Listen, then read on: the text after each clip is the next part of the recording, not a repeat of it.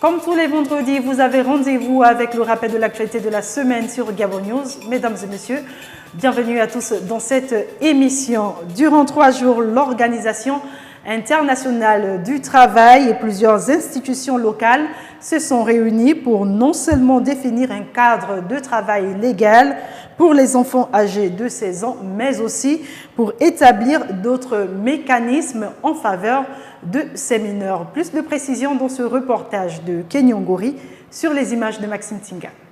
3 jours durant, Libreville a été la plaque tournante de la proscription du travail domestique des enfants en terre gabonaise, avec entre autres des points axés sur la spécificité du travail domestique au Gabon, le profil des enfants domestiques, le dispositif légal réglementaire de lutte contre le travail domestique et les conditions de travail domestique sur ce territoire. Le Gabon a ratifié les 2 normes internationales en matière du travail des enfants.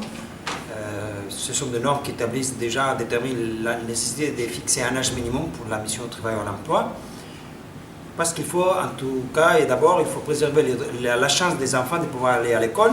Des chiffres pas toujours évidents, mais au regard de la situation et des informations recueillies, 36,6% d'enfants sont victimes de traite et 90% sont des filles dont la tranche d'âge se situe entre 8 et 18 ans. On n'a pas de chiffres clairs. Un des mécanismes ou une des pistes d'action, ce serait en premier lieu de faire un état des lieux sur la réalité, en termes quantitatifs, savoir de combien d'enfants parle-t-on, ainsi que qualitatif, savoir dans quelles conditions de travail se trouvent les enfants travailleurs. Des mesures coercitives devraient permettre d'enrayer ce phénomène, les experts y croient. On a travaillé main dans la main avec les autorités gabonaises des différents ministères en vue de faire face à la réalité du travail des enfants dans les pays. Comme je vous ai dit, en particulier dans le travail domestique, et aussi en vue d'explorer les pistes, les voies qui nous permettraient des actions pour assurer une meilleure protection de jeunes travailleurs domestiques en âge légal de travailler. Cet atelier avait pour but de voir les situations dans lesquelles exercent les enfants dans le travail domestique afin de les éliminer, si ceux-ci ne sont pas en âge d'exercer une quelconque activité. Par ailleurs, il consistait à mettre en place des mécanismes pour permettre aux jeunes de 16 ans d'exercer en toute légitimité. La cérémonie d'ouverture du 2e atelier de formation des enseignants d'anglais gabonais organisé par le Centre Gabon-Oregon a eu lieu ce lundi 30 mars à Libreville. Cet atelier rentre dans le cadre d'une convention signée en 2012 entre l'État gabonais et les États-Unis d'Amérique, particulièrement avec l'État d'Oregon. Le point dans ce reportage de Larissa Faltraoré. Dans le cadre de la formation des enseignants d'anglais gabonais, le Centre Gabon-Oregon organise depuis ce lundi 30 mars 2015 un atelier dont l'objectif est d'aider les techniciens et chercheurs du Gabon à participer au développement économique du pays tout en disposant aux meilleurs atouts. Plusieurs personnalités et représentants de l'enseignement supérieur et de la recherche scientifique du Gabon et de l'Université d'Oregon ont pris part à la cérémonie d'ouverture du atelier. Entre autres de ces personnalités, le directeur exécutif du Centre Gabon-Oregon qui n'a pas manqué d'exprimer ici sa satisfaction. C'est dans cette optique que s'inscrit cet atelier. Il vise à favoriser les capacités des enseignants d'anglais grâce à l'acquisition de nouvelles méthodes pratiques d'enseignement. Elles permettront de faire progresser l'enseignement de la langue anglaise au Gabon. La première formation, qui s'est tenue en avril 2014, a connu un vif succès avec une forte participation des enseignants d'anglais de Libreville. C'est clairement ce succès qui nous a amené à organiser un second atelier pour répondre à l'intérêt manifesté par les enseignants gabonais.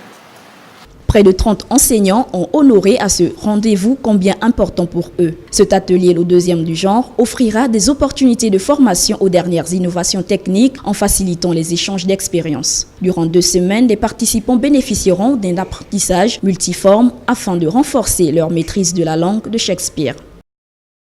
Initié dans le cadre du programme d'aménagement du réseau routier, la réalisation de la route Lalara-Koumameyon fait partie des 4 projets financés par la Banque islamique de développement, un projet qui rentre dans la vision du chef de l'État Ali Bongo Ondimba de voir le Gabon sur la voie du développement. Plus de précisions dans ce reportage de Justin Biteki. Dans sa politique de voie, le Gabon, relié par des routes bitumées, près de 116 km vient d'être goudronné dans la province de Logoué-Vindo. Long de 65 km est situé dans le corridor. Les travaux de l'axe Lalara-Koumamoyon consistent à faire une route de 1 fois 2 voies. Sur un linéaire de 51 km, le tronçon Koumamoyon au vent est réhabilité. Ce tronçon est confié à l'entreprise Sinodro à l'issue d'un appel d'offres international. Les financements de cette voie ont été assurés par la Banque islamique de développement. La particularité de ce tronçon est qu'il dispose d'un centre de péage et un espace de repos pour les camions. L'entreprise a mis en place une œuvre sociale en construisant des salles de classe et des logements pour les directeurs d'école situés sur le linéaire de cette route. Elle favorisera l'activité forestière et les activités agricoles qui se déroulent déjà dans la province de Logoué-Vindo. Ouvert depuis ce 1er avril pour sa 3e édition, le Salon international du livre et des arts se poursuit pour cette édition. Le choix a été porté sur l'écrivain nigérian Chinua Achebe, l'auteur du roman Le monde s'effondre bien sûr. Les romanciers, les éditeurs et les artistes prennent donc part active à ce salon, comme nous le rapporte ici Maxime Tinga sur les images de Justin Bitigui. Son œuvre, Le monde s'effondre, transcende largement le cadre étroit du pays Ibo dont il est issu. L'œuvre de Chinua Achebe reste toujours d'actualité. Les réalités africaines en disent long. Le monde s'effondre. Quand vous voyez la situation mondiale aujourd'hui, si vous voyez la situation africaine aujourd'hui, on va reconnaître dans nos grands talents qui sont en train de s'effondrer, qui sont en train de disparaître. Au même raison dit que quand un sage africain, un vieux, s'en allait, c'est toute une bibliothèque, toute une mémoire qui s'en va. Mais quand on voit qu'il a révélé ces gens de titres depuis du temps et que l'Afrique est en train de vivre la même situation aujourd'hui, ça fait pitié.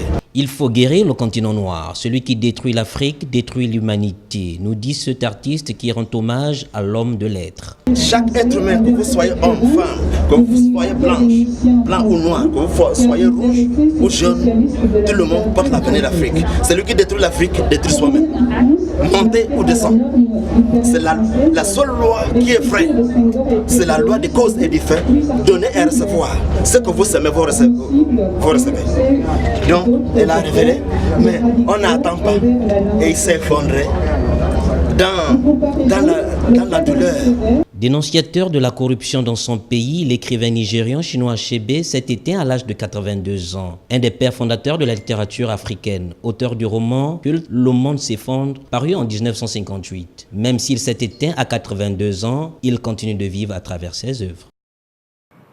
Et du sport pour la boucle de cette émission, les présidents sortants Joël Anissé Birinda et entrant Brice Mbika Djambou de la Ligue nationale de football, en abrégé l'INAF, ont procédé à la passation de charges ce mardi dans leurs locaux du stade de l'Amitié d'Angondje, une passation de charges faite dans une bonne ambiance et ce en présence de leur personnel. Plus de précisions dans ce reportage de Justin Bitigui et Martial Tsonga.